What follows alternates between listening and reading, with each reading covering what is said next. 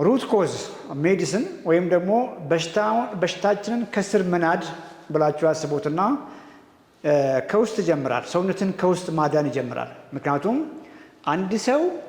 አንድ ሰው ኦቨር ፋቲ ከሆነ ሰውነቱ ውስጥ ብዙ ፋት እንዲጠራቀም ከሆነ ላይፍ ስታይሉ በተለይም አመጋገቡና የእንቅስቃሴ ደረጃው መፍትሄው ይሄንን ከውስጥ ያለውን ፋት እንዴት አድርገን እንዲወጣ እናደርጋለን። ሁለተኛ ደግሞ እንዴት ከፋት ውጭ ያለውን ሰውነት እንገነባለን ነው ብያቸዋለሁ።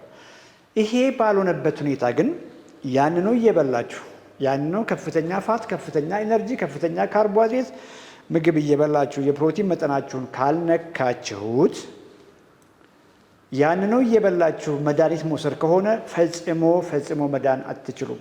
ምክንያቱም አመጋገባችሁን አኗኗራችሁን እስካልቀየራችሁ ድረስ ፋታችሁ ሁልጊዜ እየሞላ ይሄዳል። ሌላው ሰውነታችሁ እያለቀ ይሄዳል። ሞር እየደከማችሁ ትሄዳላችሁ። ግፊት፣ ስኳር፣ ብዙ ጊዜ ዲስሊፒዲሚያ የምንለው የኮሌስትሮል ኢሹ በሙሉ እየባሱ ይሄዱና ኢንድ ኦርጋን ዳሜጅ ይመጣል። ምን ማለት ነው? ኩላሊት ፌል ያደርጋል። እግር ይቆረጣል። አያምጣውና አይናችን ይጠፋል። አያምጣውና ሃርት አታክ ይመጣል። ስትሮክ ይመጣል። ሌላም ማለት ነው።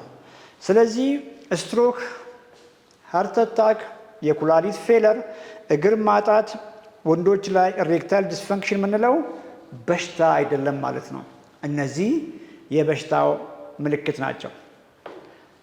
ወደ ታች ስንመጣም ከነሱ በፊት የሚከሰቱ እነ ስኳር፣ እነ ግፊት፣ አብኖርማል ኮሌስትሮል፣ ፋቲ ሊቨር፣ ሃይ ዩሪክ አሲድ እነሱም በሽታ አይደሉም ማለት ነው።